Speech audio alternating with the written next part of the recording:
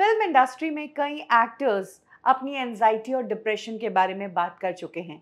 कई एक्टर्स ने कहा है कि इस इंडस्ट्री में बहुत प्रेशर होता है और इस तरह की चीज़ें होने लगती है जिसके लिए उन्हें फिर थेरेपीज़ लेनी पड़ती है और साइकियाट्रिस्ट के पास जाना पड़ता है।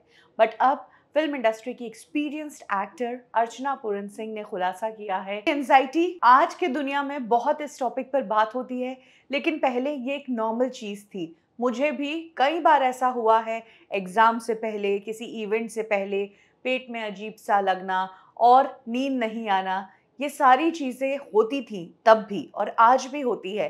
लेकिन समय के साथ मैं इस पर मास्टर करना सीख गई हूँ। इस पर फ़ोकस करने के बजाय मैं किसी और चीज़ पर फ़ोकस करती थी और धीरे-धीरे मैं स्ट्रॉन्ग होती चली गई। अर्चना पूरन सिंह ने कहा कि उस दौर में कोई पूछता नहीं था कि आपको इस तरह की फीलिंग हो रही है, और जब मुझे भी ये चीज़ें महसूस होती थी तो मैं खुद से सवाल ही नहीं करती थी और धीरे-धीरे मैं इसे इग्नोर करना सीख गई। उन्होंने कहा कि ऐसे कई दिन निकले हैं जब मैं सोना चाहती थी लेकिन एंग्ज़ायटी के कारण मैं सो नहीं पाई। बट मैंने इसे इग्नोर करके इसके असर को और इसकी पकड़ को अपने ऊपर ख़त्म कर दिया।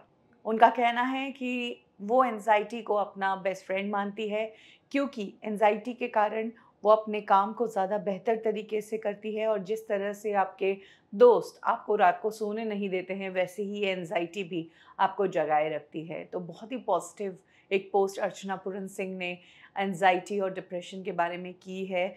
इश्यू है, इस पर बात भी होनी ज़रूरी है, लेकिन कई बार ज़्यादा बात करते हुए हमें इस तरह की चीज़ें नहीं भी होती है, तो भी वो चीज़ अपनी तरफ खींचती है। ये भी एक कारण है कि इन दिनों एंग्ज़ायटी और डिप्रेशन के केसेस बहुत ज़्यादा आ रहे हैं, क्योंकि हम खुद ही जानबूझकर ये चीज़ें अपने अंदर डिटेक्ट करने लगते हैं, वरना पहले के लोग इग्नोर करके चलते थे।